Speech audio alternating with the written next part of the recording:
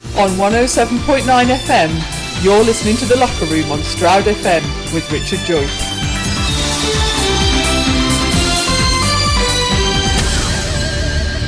Stroud FM, The Locker Room. Good evening and welcome to the show on 107.9 FM with me, Richard Joyce, for what promises to be an incredibly interesting insight into a figure who has taken control of the referee's whistle in thousands of games over the last few decades, alongside some of the biggest names under the watchful eyes of thousands of football fans. Coming up on the show tonight, I'm delighted to welcome refereeing legend Brian Stevens to The Locker Room. Good evening, Brian. How are you? Good evening, Richard. I'm fine, thank you. What is it, Brian, about refereeing that just gives you that buzz that has seen you do it for so long? Well, first of all, I was reluctant to take up refereeing because I was finished because I broke both my cheekbones, and my wife thought that was enough for one bloke. So, and fortunately, in the village when I lived at Leonard Stanley, there was a referee's coach, and he came to my house one day and said, "Why don't you take up refereeing?" And I said, "Well, I don't think I could." I said, all the abuse I gave the referees at the start, but once I took it up, there was no stopping, and I sort of really got into it, progressed really quick to from when I started to when I got on the Football League was about 8 years. And once it's in you, then it stays in you. It's like cutting your head off and you got referee or down through you. Like it's like Blackpool Rock, don't they? You know. Yeah, brilliant. Yeah, absolutely. And of course, when fans think about players' fitness, they always think of that central midfielder who can run everywhere and do everything. But to be a referee, you must have to have, in the past and maybe currently as well, a high degree of fitness to be it. Did you think so? Oh yeah. When I started, it was the first couple of seasons, not having played for a little bit, not very fit.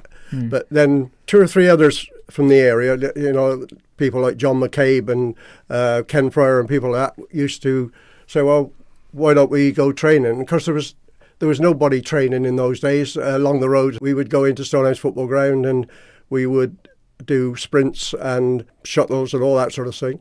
We had some strange things happen where we were training one night and we were running through Eastonton, got to the clay pits, we go down A38, and it was dark, but you could see because of the street lights. Yeah. And then a police car pulled up.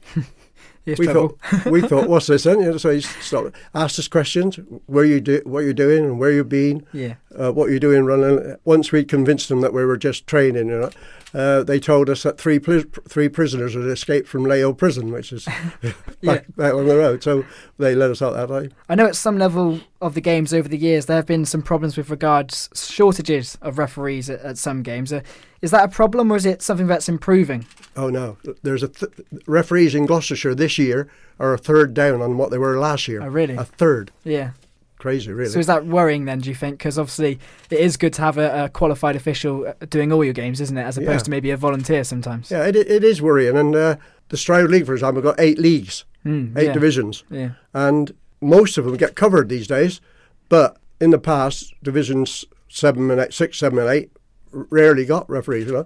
Very frustrating, I bet. And to someone who maybe would be considering becoming a referee, because it is a good job, you get paid, you get involved in football, you keep fit, as you know. What would you say is the best thing about being the man in the middle? First of all, you've got to earn respect. Yeah. You don't get respect by just going onto the field. You have to earn that respect. Secondly, you have to sum up the game and see where the problem people are coming from. Once you deal with those problem people, then usually the game goes smoothly. Unfortunately, referees do suffer a lot of abuse at times, as I'm sure you've experienced in the past. How do you find that? Because over the years, you've maybe received quite a bit. Are you used to it now, or is it still something that still frustrates you?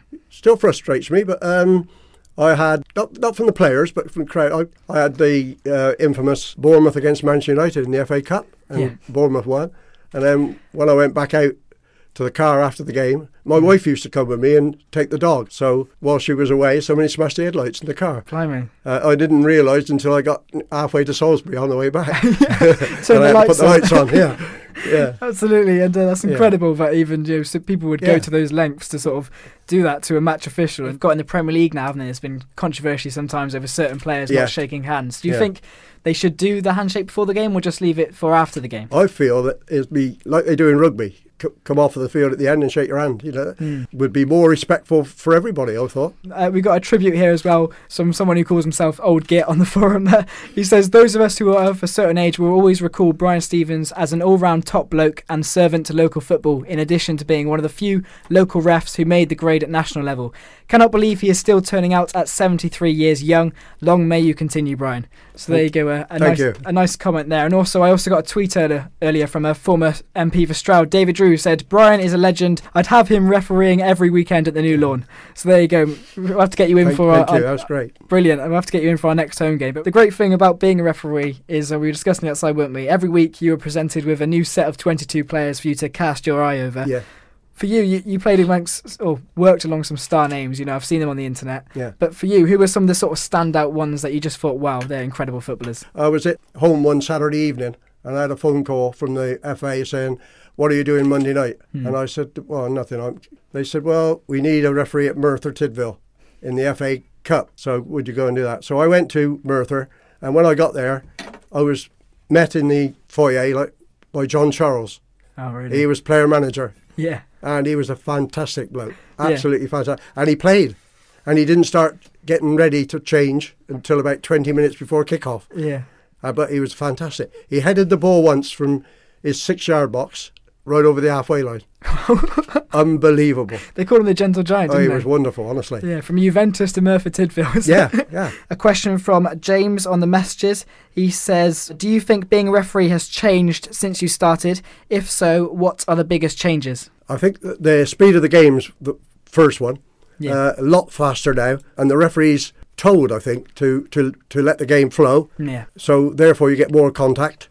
There are more incidents where referees miss things, not deliberately, obviously, but because it's so quick, they miss things. But there are some times when they seem to miss things when they're looking at it. I mean, that doesn't sort of tie in too well. Let's go to another question we've had in a message. It says, this one is from Bill. Bill asks, do you get annoyed when TV commentators criticise referees? I do in some respects, but sometimes they're entitled to criticise because some of the things that you see on television do look blatant and the referees hadn't taken any action. But having said, like I said just now, when you're sat in the living room at home, it's different to what's happening on the pitch, because you might be distracted by something else when that actually happens. I know you shouldn't, but it happens. You're only human, So you do get sometimes irked, if you like. Well, let's go to I want to talk about some sort of current issues in football, because it was announced a few days ago that for the 2014 World Cup in Brazil that they're going to use goal line technology finally.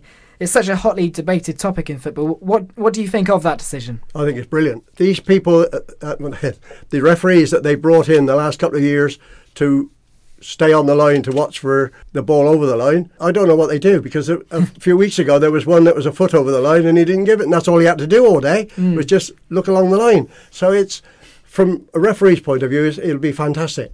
What they've got to watch out is that they don't hold the game up too long like they do in some sports to give the result, because that would then take away from the fact that football is a spectator sport because it's so quick and excited. I want to talk about your sort of pre-match sort of ritual. Do you go in to see teams before the game to sort of lay down the law? I don't lay down the law, but I tell them what I want. In local football, I go in and I say, this is my pre-match talk, 5 seconds and you've missed it. I'm here to referee, so I appreciate that you let me go on a referee. Yeah. I'll keep appealing for everything and, telling me what I should be doing or whatever I shouldn't be doing. You're here to play football, so I'll let you get on and play, and I'll just keep going. I said, and the last thing is, if you swear at me or the linesman, you're back inside. Half a century of refereeing this weekend, of course, with what will be your 2,921st game in charge, incredibly. What is the plan for the future for you then? Do you plan to keep on going at the same rate for the moment? I plan to keep going at the same rate. I plan to keep coaching the younger referees and mentoring. I'm with one young lad at the moment who's doing extremely well. He started off, he didn't start off last year, but last year he was in the Stroud League. This year he's gone through the senior league and onto the had a couple of games on the county league. So hopefully the advice I'm giving him, and it's not through me, it's he's doing it himself. He's doing really well. So just keep going until my legs drop off, I think. Well, Brian, congratulations on making it 50 years of refereeing. It's been absolutely brilliant having you here on the show. We could probably go on until midnight, in all honesty, but thanks ever so much for coming on, and hopefully you can come on in the future as well. Pleasure. That'd be absolutely brilliant. The Famous Fives are next here on Stroud FM. I'll be back next Thursday, same time at 7 o'clock.